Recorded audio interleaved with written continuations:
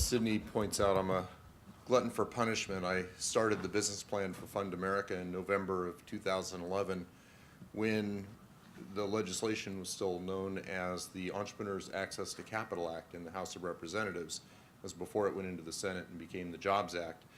As soon as that was signed, we formed a trade association that called CFIRA, that we provided a lot of the input to the SEC and to Congress as the legislation was shaped. It's nice to have been part of that. Except the SEC, if you look at the rules, my company was originally called Arctic Island, and there's almost every single page of the rules is a footnote that includes a reference to Arctic Island's comments to the SEC. I wanted them to change it to FundAmerica, but they wouldn't do that. We provide a suite of services that enable people to conduct crowdfunding. We're not a broker-dealer. I have an ownership interest in one, but that's neither here nor there. We have over 40 broker-dealers that use FundAmerica services. We provide escrow, compliance, bad actor checks, anti-money laundering checks, funds processing, transfer agent, you name it, whatever people need in order to conduct this business. We've been operational since the dawn of this industry. Most crowdfunding portals and a lot of the broker-dealers are our customers. We're just quietly behind the scenes actually providing the infrastructure to make things happen. And it's a lot of fun. It's fun to have been part of this business or this industry. It's also nice to say that we've built a profitable company on it. So not a lot of that yet, but more coming, and hopefully a lot of people here that are going to be there. What I was going to give a overview on Reg A, but I saw there is a panel in just a few minutes that will be talking about some of that. So I did write an article on 2016 Reg A metrics. I have some printouts on our table in the with our booth. So if you're interested in Reg A and how things are looking last year and my musings on it, come by and pick one up. So what I'm going to do is I'm going to go through a presentation that I gave to OTC Markets a couple of months ago. We work a lot with them. The first successful Reg A was Elio Motors. That was our customer. They're trading on OTC. We have had others try to go to OTC and go up on NASDAQ, but not a lot of Reg A's have been successful in that. It doesn't mean they haven't been successful. We have dozens of Reg A customers that are successful. Successful meaning they've met their minimum, they're getting money out of escrow, they're funding the company. And just because it's not trading on OTC or NASDAQ, which is, in my personal opinion, a generally horrible idea for most Reg A issuers, it is still a very good exemption to be used. Now that said, while I love Reg A and I love Reg CF crowdfunding, the bulk of our hundreds of millions of dollars a year that go through our accounts is related to Reg D offerings and driving those with technology. And so I'm going to give a quick presentation on what's it mean, what are the components of a successful online offering, both structural and regulatory. Hopefully this works. It does. So some of the basics, obviously legal and accounting. You've got to have your lawyers look everything, whether it's Homia and Law or Manat or Wilson Sonsini or whomever. Your attorneys first and foremost have to go through your documents. Doesn't matter what exemption you're going under. You're generally going to have your accountants do work, and Craig Dellinger with Crowdfund CPA has got a booth over there as well. If you're doing a Reg A, or you're going to have an audit. If you're doing a Reg CF crowdfunding, you're going to have it reviewed. If you're doing a Reg D, then your lawyers or somebody's probably going to want to make sure that, especially if they issue a 10b5 letter, they're going to want the accounting report on your company. So legal and accounting is key. Then you've got to have marketing prep. Anyone who says they're going to sell your deal for you is lying. They're trying to get you to write them a check. We see it a lot. You have to have your own marketing chops to get your money raised. Whether you're using a platform or a portal or a broker-dealer, and I say this with respect because the vast majority of them are our customers, but the reality is that you've got to get the investors coming in to the offering regardless of where it is, and then their investors will typically start catching fire. This has been proven over and over again with Kickstarter, where if you don't get it 30% of your own money yourself through your direct efforts, you're not going to get other people on Kickstarter to start committing money to your deal. So the same thing here. Before you engage in online offering, general solicitation is legal. You can drop leaflets on the crowd from a blimp over the Super Bowl if you want to. The reality is you've got to have some marketing chops and be ready for it before you hit the ground to raise money. You've got to create your website. Investors are going to go where? To what web page? Is it on your own company website? Is it on a broker-dealer website? Is it on a crowdfunding portal website? Where is that? What's it look like? Did you do a video? You should have a really cool, catchy video. You should put it together so it's absolutely fantastic and also reviewed by attorneys so that it's legally compliant. You're not over-promising. But now what? Okay, you got your website, legal's done, marketing, you're ready to go. How do you get the crowd of investors to send their money to your company? Crowd direct means investing via the internet. So they will use the internet to invest in your offerings.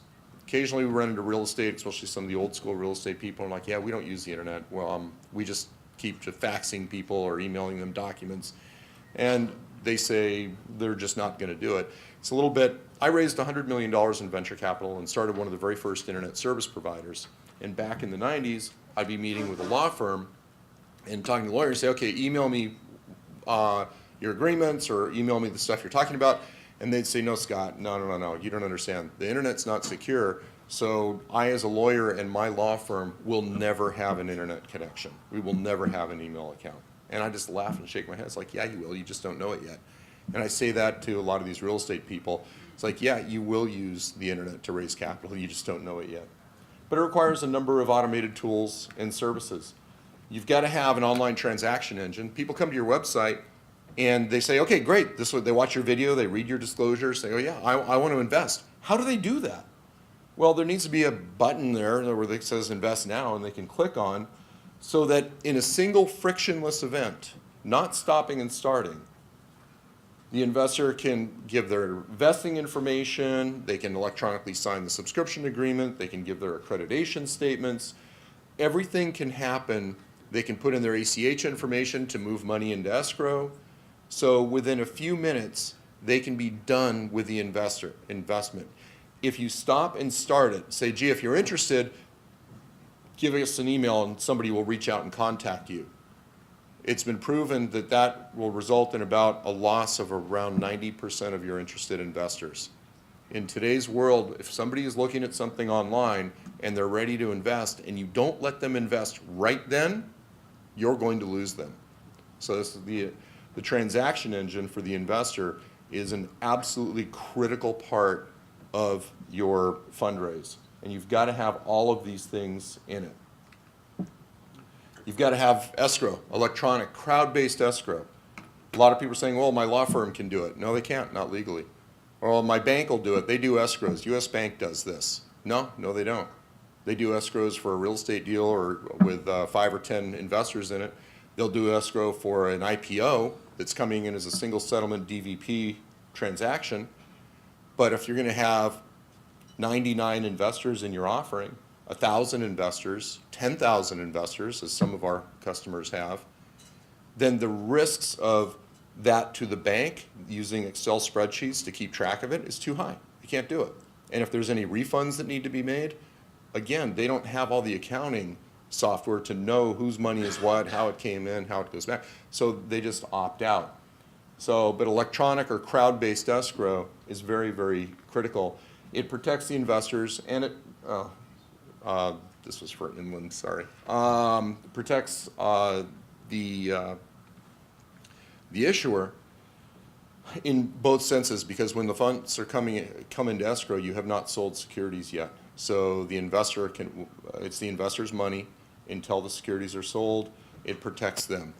It protects the issuer because you haven't sold your securities. If the investor fails any money laundering checks or anything else that is in your processes, then you can just kick them out and send their money back. And this happens all the time. You can easily move money in via ACH, wire, and check. And online, surprisingly, everything is ACH. And I say surprisingly because I mean even a lot of institutional investors. We get ACH transactions daily for hundreds of thousands of dollars. They, from family offices, from other institutional investors. And I was speaking to a family office guy one time, I'm like, why, you allow ACH transactions? I said, why wouldn't you just send a wire? And he said, it's just too easy. Oops.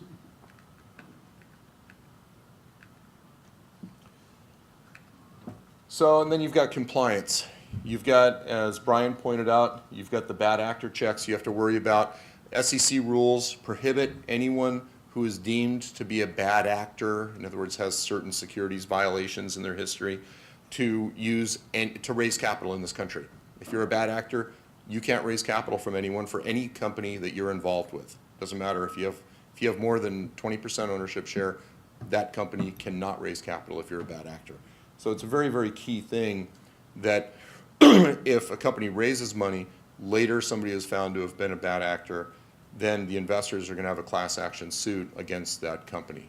So if you didn't hit the home run, you're probably going to be in trouble. So you got to do the bad actor checks, which we do.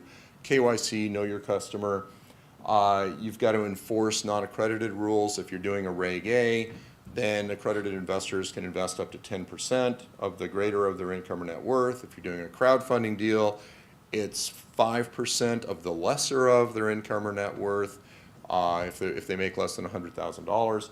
There's all these different rules you have to take into consideration. If it's a 506B offering, then you can have up to 35 non-accredited investors, but most attorneys say even on an online offering, don't do it. If it's a 506C offering, you can't have any non-accredited investors. You've got to, if it's a 506C offering, you've got to use somebody like Verify Investor to do the confirmation of accreditation. There's all this stuff. There's all this compliance stuff that has to happen for you to be legal in raising money. It's regulated. It's a pain in the ass, but it's regulated. So you have to respect that. If you're going to go out and ask people for money, if you're going to ask them to fund your business, then you are going to have to at least have an appreciation for the securities laws and regulations of this country. And the easiest way to do that is somebody like FundAmerica, where we bundle it all into the technology and make it very, very easy. Now, closings. You got success. Congratulations. You've met the minimum on your offering. How do you get the money from escrow? You got to, this is great. And the nice thing about, and this is true in Reg A also, most of the deals are min-max, meaning that you can keep raising money, but you've met your minimum in the offering. Maybe it's a $1 million minimum and a $50 million maximum, or $100,000 minimum and $1 million maximum, whatever it is. But as soon as you hit your minimum, you can legally start taking the money out of escrow. So even Elio Motors, before they traded on, started trading on OTC, they ultimately raised $17 million. But after they hit $4 million, they started taking money out of escrow. And they kept their offering going for several months. And every so often, Paul, the CEO, would reach out and go, hey, send us money. We got money. I see we have cleared funds there. So you want to get the money. You want to send the investors confirmations, which again is best done electronically. Send them saying, great, thank you for buying securities in our company. Here's your confirmation. Get the data of the transfer agent. And by confirmations, I don't mean certificates. Nobody in this day and age sends anyone certificates. Everything's what's called book entry. So if you send someone certificates, you're going to have to deal with medallion guarantees and lost certificates and all these other pain in the butt things that you don't have to deal with if you only keep your shares electronically, which is how 99% of the world does it. One of the cool things we do with our transfer agent is, as part of the confirmations that are sent, we can, it's an option, you can send a PDF of a certificate. We call it a ceremonial certificate, so somebody has something they can print and put on their wall, and it gives them that feeling without giving you or the issuer that liability of having to deal with physical certificates. And then keep selling it. You're taking money out of escrow, keep going. And then use the transfer agent tools afterwards for giving your investors a place to log on and see what they've got, manage their information, ability for secondary exchanges, all these private exchanges that are starting to come online. Somebody's gonna want to sell their securities, even if they're private in your company. The transfer agent has to enforce the transfers, any restrictions on transfer. There's all the stuff that has to happen, but you want to make it as easy and frictionless as possible, not only for your investors, but for yourself, for your company as you go forward. So if you put it all together, oh, this is way too small to see. Basically, this is a chart showing the investment coming in from an investor, the checks being done, their funds being received, the accreditation validations being made, money being moved into escrow, then funds being released from escrow, and the data being stored, archived pursuant to SEC rules, and also provided to the transfer agent. I won't linger on that. So internet-based crowdfund direct offerings are not the future, they're the now. It's time to log on. People are doing this, it's accelerating, and the future of our capital markets will be driven by the formative stages of the Jobs Act from a few years ago. It's an exciting time to be here. Thanks. Any questions? Yeah. Yes, Scott, can an issuer directly enroll in your bid, or do we need to go through the funding board? It's typically we recommend people go through a platform or a portal or a broker-dealer. Some issuers, especially some large serial issuers, have the wherewithal to do this directly, but it does take a bit of work to integrate with the technology. And somebody who's looking to raise $100,000 or $1 million, it's probably not going to be the best thing. It's probably better to go with a platform or a portal or a broker-dealer. But if it's a serial issuer, you raise money constantly. We have some real estate companies that literally open an escrow a day because they're just flipping houses, and each one is its own little SPV. We have other real estate companies that have $50 million fund, $50 million fund, $50 million fund, $100 million fund. And so those kinds of things are definitely worthwhile because they can save money by not going the broker-dealer or the platform route. Yeah? You know, in the title industry in real estate, that title companies have escrow accounts, and there's different closings in the escrow account, and they manage it. Is there ever going to be a time where every issuer doesn't have to be a separate escrow and all the expenses that, if you're a private placement company or a management company, that you'd be able to have an escrow and be doing different deals in that escrow account? Yes and no. An escrow account, by definition, is for the protection of, or for the benefit of investors. Typically, once the money becomes your money, it's not there anymore unless it's like for a title company where it's being held for a specific reason to release to general contractors or subcontractors or things like that. But you know, another way to do it is we also have Prime Trust, which is a trust company that we recently launched, and that's acting as it's a type of a bank. It's chartered by the Banking Commission, and it's escrow agent for crowdfunding and others. It can also have omnibus accounts, custodial accounts of cash and securities, and we're doing that for a lot of real estate people, as well as cannabis and firearms and others that a lot of banks won't touch. We have no problem with. So there would be a time where a portal could have an escrow account and the different offerings are in there, it's still all going to be separate. The portal itself won't, because unless you are a regulated entity per either state or federal banking regulations or SEC regulations, which is a broker-dealer with more than $250,000 in net capital, you can't touch the money. Somebody that is regulated and fits in that mold has to be the one to touch the money and handle it. Is that it? All right. Yeah. Thank you, Scott. All right, Sydney, thanks. Yeah.